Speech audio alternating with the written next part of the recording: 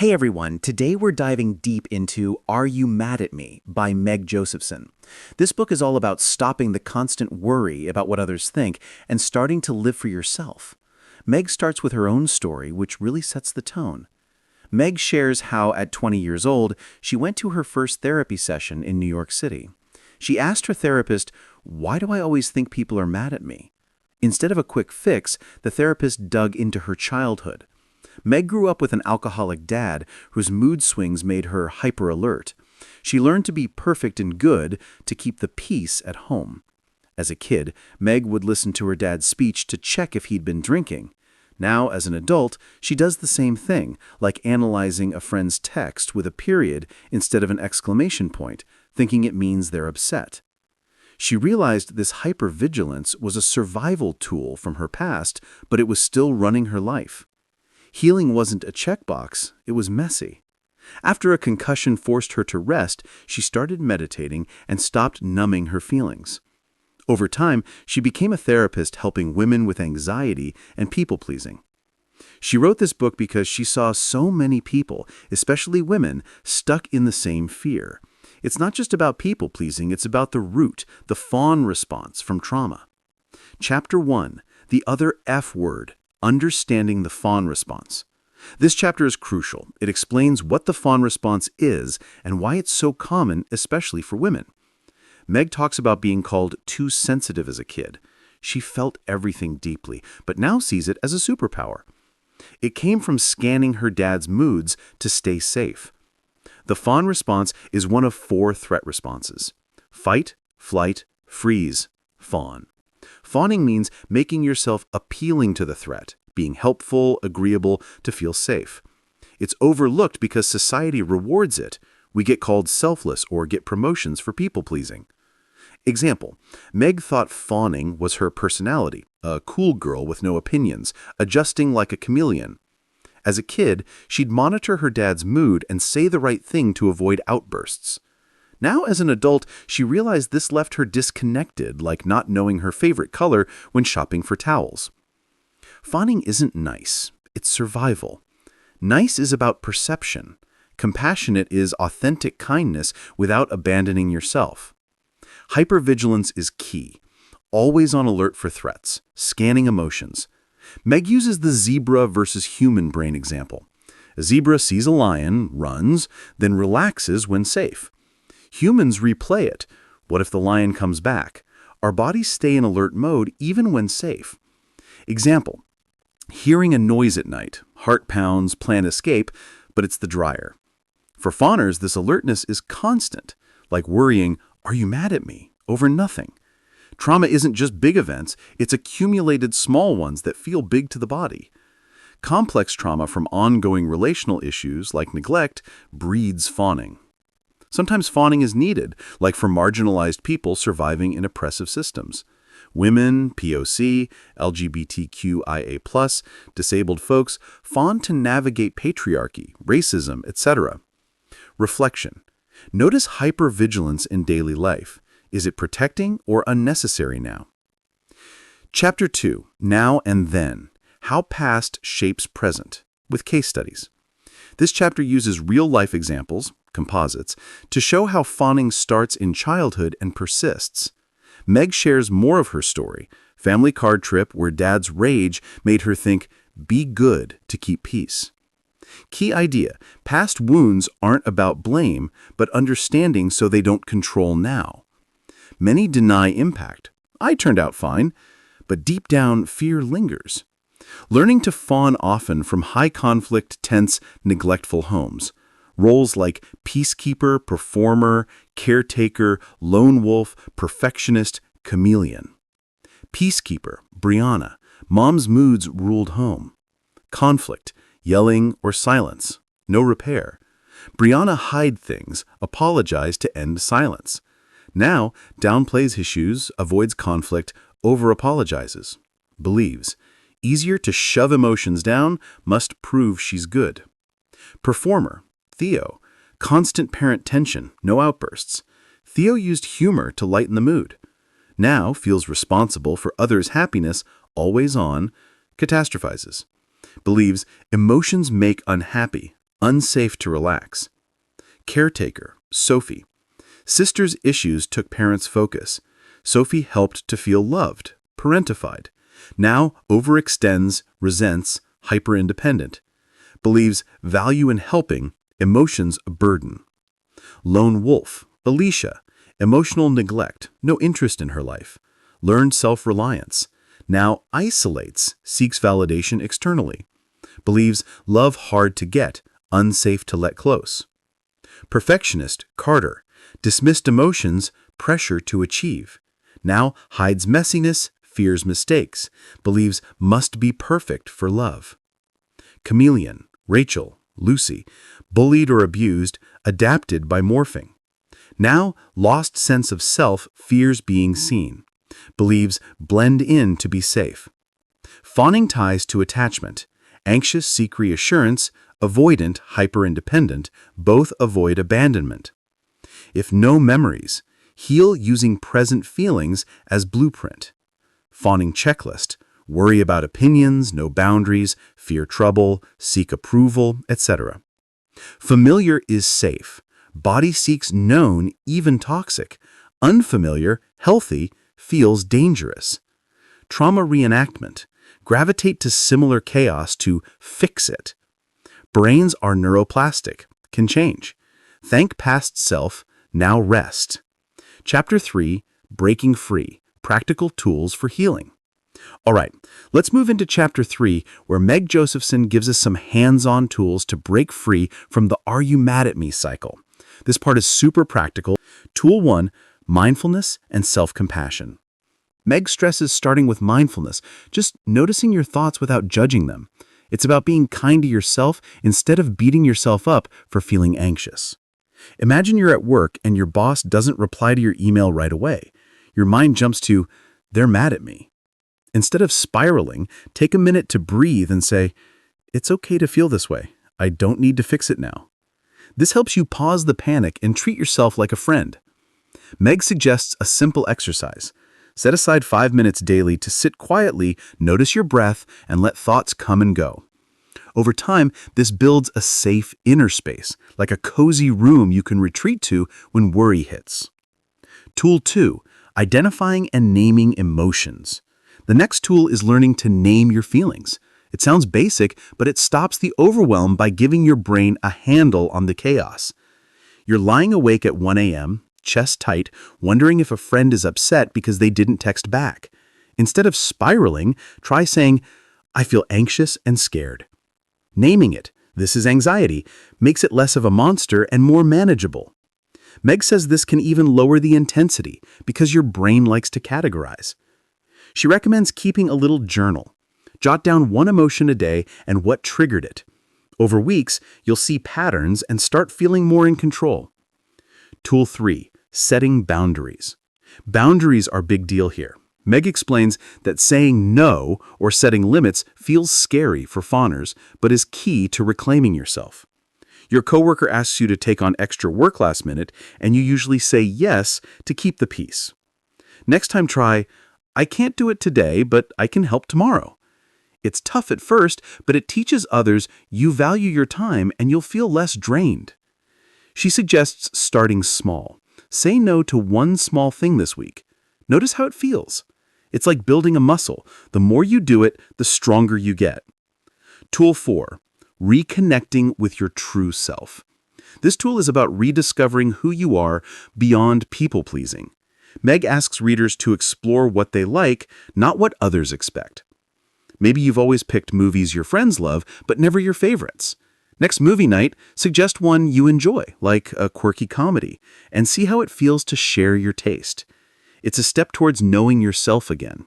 She suggests a fun activity. Make a list of 5 things you loved as a kid, a game, a color, a food. Try bringing one back into your life this month. It's a way to reconnect with that pre-fawning you. Chapter 4, Long-Term Healing, Building a New Narrative. Chapter 4 shifts to the bigger picture, how to sustain this healing over time. It's about rewriting the story you tell yourself. Key idea is reframing the past. Meg talks about thanking your past self for surviving with fawning, then letting that part rest. It's not about blaming your past, it's about freeing yourself from it. Think of young Meg scanning her dad's moods. She thanks that kid for keeping her safe, but tells her, "You can relax now. I've got this." This shift turns guilt into gratitude and opens space for growth. She suggests a visualization. Picture your younger self, hug them in your mind, and say, "You did your best. I'll take it from here." Do this when old fears pop up. Key idea: embracing change. Healing isn't linear, and Meg admits it's ongoing. She shares how subtle shifts, like sitting with discomfort, built her resilience. Remember Meg's meditation journey. 5 minutes felt eternal at first, but now she sits for an hour. Try adding 1 minute to your meditation weekly and notice how it feels less scary over time. She encourages tracking progress, not perfection. Keep a log of moments you handled differently, like not over-apologizing, to see how far you've come. Key idea: community and support. Meg highlights the power of connection. Sharing your journey with others who get it can solidify your healing. Join a group or talk to a friend about this book. Maybe you both agree to practice saying no together. Having someone cheer you on makes it easier. She suggests finding one person to be your healing buddy, someone to check in with monthly about your progress. Hey, let's dive into Chapter 5 of Are You Mad at Me by Meg Josephson. This part is all about turning that compassion inward, something many of us forget to do. It's a game changer for anyone stuck in the people-pleasing trap. Key idea: self-compassion over self-criticism. Meg explains that we've been trained to judge ourselves harshly, especially when we think we've upset someone. Instead, she pushes for self-compassion, treating yourself with the same kindness you'd offer a friend. Say you mess up at work and think, "I'm such a failure, everyone's mad." Instead of spiraling, try saying, "It's okay, I did my best, and I can learn from this." Meg shares how she used to beat herself up over small things like a delayed text reply. But now she pauses to give herself grace, which calms her down fast. She suggests a quick practice. Next time you feel guilty, place your hand on your heart and say, "I'm doing my best." It sounds simple, but it rewires how you see yourself over time. Key idea: letting go of shame. Shame often fuels the "are you mad at me" worry. Meg teaches that letting go of shame is about accepting your past without letting it define you. Think of Meg's story with her dad's mood swings. She felt ashamed for being so needy as a kid, always trying to please. Now, she sees that shame as a signal to heal, not a life sentence. She suggests writing down one shameful memory, then adding, "I was just surviving," to shift the narrative. Try this. Pick one moment you feel ashamed about and reframe it with kindness, like, "I did what I could then." It helps loosen shame's grip. Key idea: creating a safe inner space. This is about building an internal safe haven, a place you can return to when the outside world feels chaotic. Meg blends mindfulness and spirituality here to make it real. After her concussion, Meg found peace in dark, quiet rest. She now uses that memory to create a mental safe spot, a calm beach or cozy room, to visit when anxious. For you, it might be imagining a favorite childhood hideout when a friend's silence triggers worry. Try this 2-minute exercise. Close your eyes, picture a peaceful place, and breathe deeply. Do this daily to strengthen that inner safety net. Chapter 6 is where Meg wraps up with how to live authentically after breaking free from fawning. It's about stepping into who you really are, and it's super motivating for your audience. Key idea: redefining relationships. Meg says authentic living means setting boundaries and seeking relationships that honor your true self, not just your pleaser role. Meg used to say yes to every social invite, even when exhausted, to avoid disappointing friends. Now she says, "I need a night in," and true friends respect it. Try telling one person no this week and see who supports your choice. That's your real crew. She suggests auditing your relationships. List 3 people you interact with. Are they lifting you up or draining you? Focus on the ones who let you be you. Key idea: embracing imperfection. Letting go of perfectionism is huge. Meg argues that embracing flaws makes you more human and free. Remember Meg overanalyzing her boss's email? She used to rewrite messages 5 times to be perfect. Now she sends them as is and hasn't lost her job yet. Try sending 1 unpolished text or email this week. The world won't end, promise. She recommends a fun challenge. Do 1 imperfect thing daily, like skipping makeup or leaving a dish unwashed, and notice how it feels liberating. Key idea: a lifelong journey. Healing isn't a finish line, it's ongoing. Meg encourages seeing it as a journey of growth, not a race. Meg's 7 years without drinking started with 1 month. She didn't notice the change until looking back. Track 1 small win weekly, like saying no, and watch how it builds over time. She suggests a gratitude journal. Write 3 things you're proud of each week, even small steps, to see your progress. Chapter 7: Nothing is Personal and Other Terrifying, Liberating Truths. Let's jump into Chapter 7 of Are You Mad at Me by Meg Josephson. This chapter is gold for anyone who twists themselves into knots over what others might think. Meg explains how fawning makes us take everything personally as a safety trick from our past, but it's time to let that go. She uses Buddhism's 3 Ps to show nothing is personal, permanent, or perfect. And that's freeing. Key idea: it's not about you. Stop taking things personally.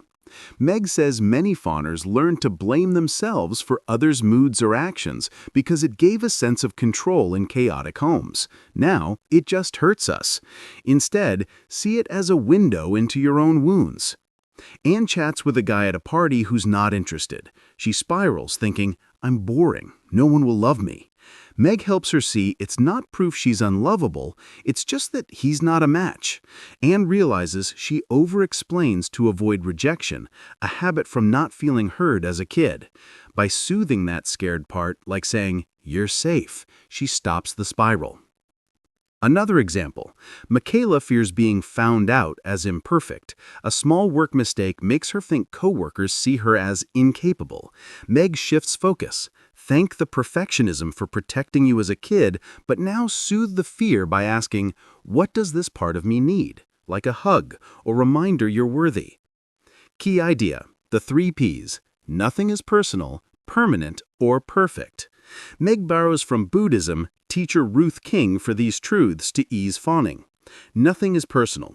Your brain overthinks how others see you, like the spotlight effect, like wearing an embarrassing shirt but no one notices as much, or thinks your emotions show too much, illusion of transparency. It's a survival bias, but reality? People are in their own heads. The author used to hate "what do you do" questions because she felt lost in her career. She took it as judgment on her worth. Once she found her path as a therapist, it stopped bothering her. It was her insecurity, not them. Nothing is permanent. Everything changes. Anicca in Buddhism. Clinging or resisting adds suffering. Practice mindfulness of death, maranasati, to appreciate life. Meg's mom has Alzheimer's. Seeing her sleep, she cries, feeling the end near.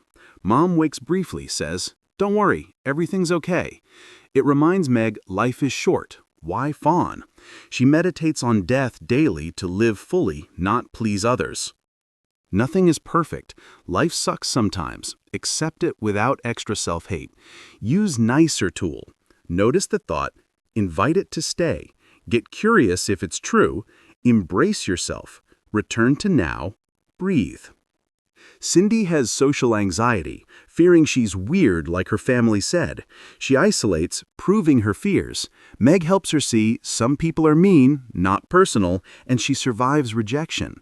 Now she asks, do I like them? And invests in safe relationships. Key idea. Acceptance isn't giving up. Accepting reality means seeing it clearly, then acting. Release shoulds like, this shouldn't hurt, and say, okay, it does. Now what? If a friend ghosts you, don't think, I'm unlovable. Accept the hurt, soothe yourself, and decide. Invest more or let go. Meg ends with an affirmation. It is safe to not be liked by everyone. I don't need to control people's perceptions of me. Chapter 8, Embracing Conflict, The Path to Authenticity. Let's dive into Chapter 8 of Are You Mad at Me by Meg Josephson. This chapter flips the script on how we view conflict, turning it from a scary monster into a tool for growth. Key idea: conflict isn't the enemy. Meg explains that fawners often dodge conflict because it feels like danger from their past, like keeping peace with an unpredictable parent, but avoiding it keeps us stuck. Embracing conflict helps us grow and stay true to ourselves. Imagine you're at dinner with a friend who always picks the restaurant and you secretly hate the food, but stay quiet to keep peace. Next time, say, I'd love to try my favorite spot this time. It might spark a little disagreement, but it's a step toward being real.